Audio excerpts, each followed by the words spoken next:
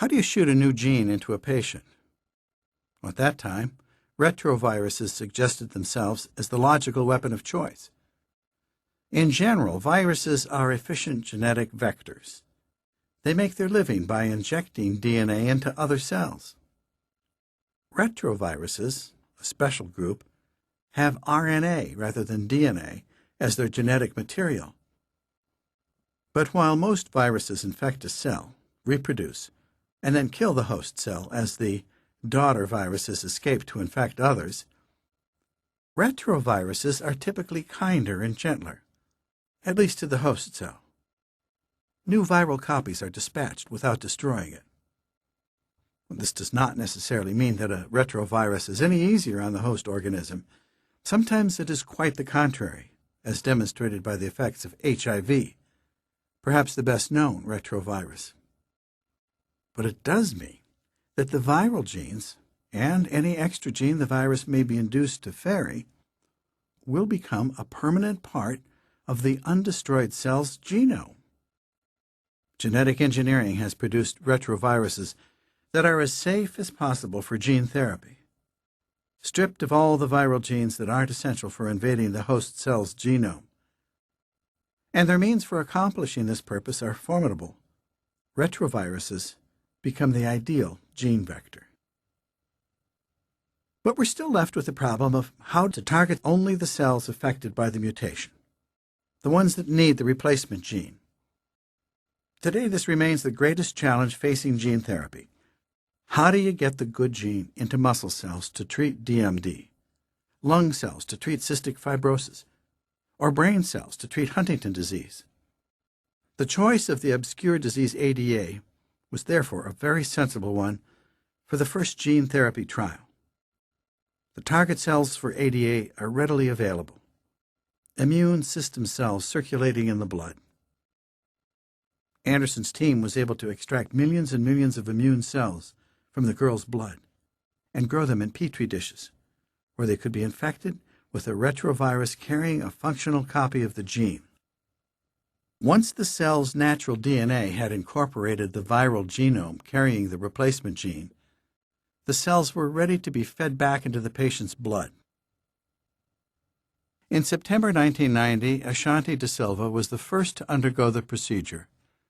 Cindy Cutshall's therapy followed 4 months later. Each received infusions of genetically doctored immune cells every few months. At the same time, each was continued on the non-gene therapy of enzyme replacement, the same manner in which Gaucher disease patients are treated, but in lower doses. This precaution was required by the NIH's Human Gene Therapy Subcommittee, which argued reasonably that it was too dangerous to expose the girls to a new therapy without a safety net. The experiment, though not a perfectly controlled one, did seem to work. The immune systems of both girls improved, and they were better able to fight off minor infections. I personally can attest that Cutshall seemed a very healthy 11-year-old when she and her family visited Cold Spring Harbor in 1992. 11 years later, however, the results are not entirely conclusive.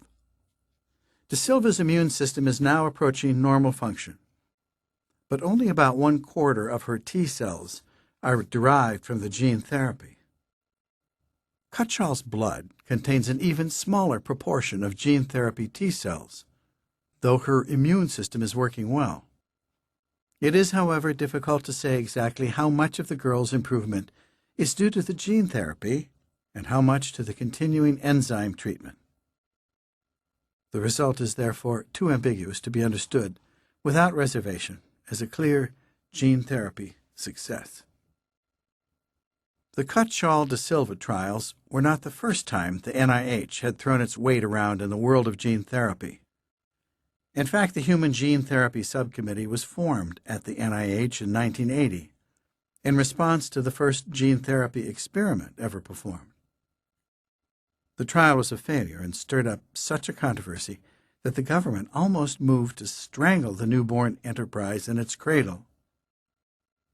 By all accounts, the man at the center of the storm, Martin Klein, was a clever, ambitious clinician devoted to the relief of his patients' woes.